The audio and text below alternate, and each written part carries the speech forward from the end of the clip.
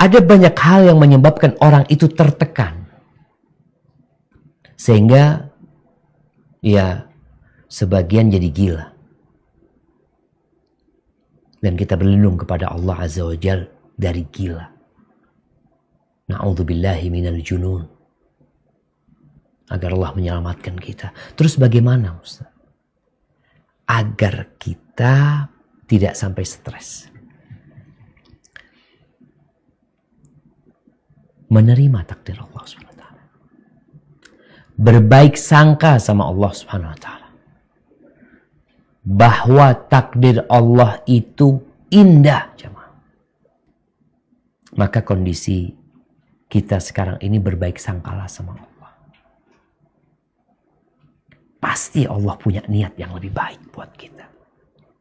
Yang kedua, yang menyebabkan orang stres, tertekan, itu karena dia lupa sama nikmat-nikmat yang Allah berikan.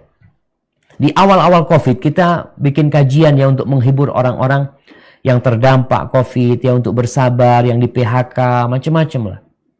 Sempat kita ceritakan ada seorang yang datang kepada seorang alim ulama yang dia mengadukan kesulitan ekonomi.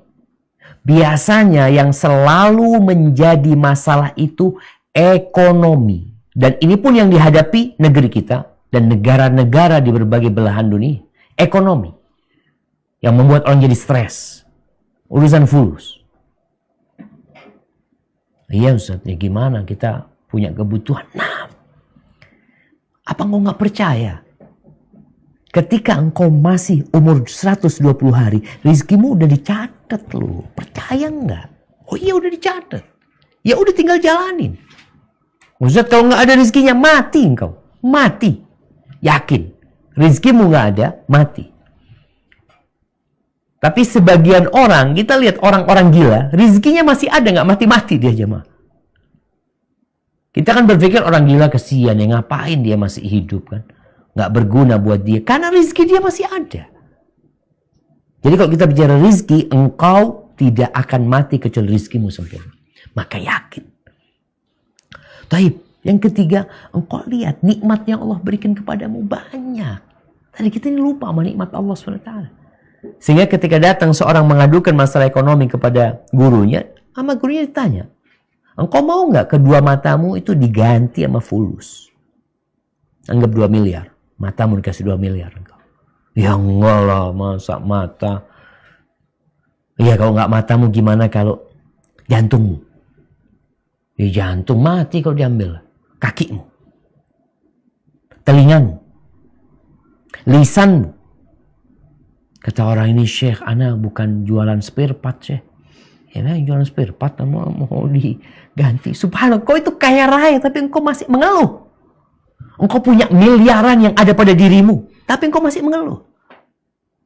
Karena kita terlalu menghargai dunia ini, Syekh. Makanya Nabi SAW mengingatkan walakinna siha khairun minal ghina. Kesehatan itu lebih baik daripada kekayaan. Lebih baik. Tapi kita nggak sadar. Berapa banyak orang yang kaya raya. Ada seorang yang kaya raya, dia di kebunnya itu, Masya Allah, kebun kurma, kebun apa, dia punya villa. Suatu hari dia sudah sakit-sakitan ya. Dia ngelihat pekerjanya itu lagi mencangkul ya. Sambil nggak pakai baju ya, dia mencakul keringetan.